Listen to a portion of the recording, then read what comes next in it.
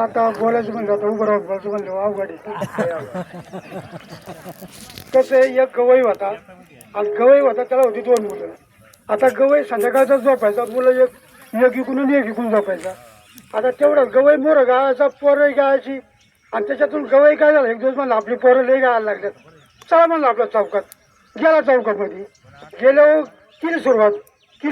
हे पोर बोला आणि हे पोर काय गायना.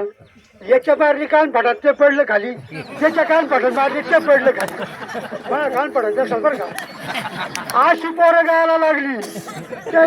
त्यांना सवय होती ना खाली झोपून गायची. तसं मी पासून किती बोलत, पण बाबा फक्त उभं राहून बोलायचं म्हणजे मला काही जमत नाही. तसं त्या पोरांच्या दिली तशी माझ्या एखादी तसं मी 2 शब्द बोलून क्षमा मागतो. वा वा छान. दिनांक 18 तारखेला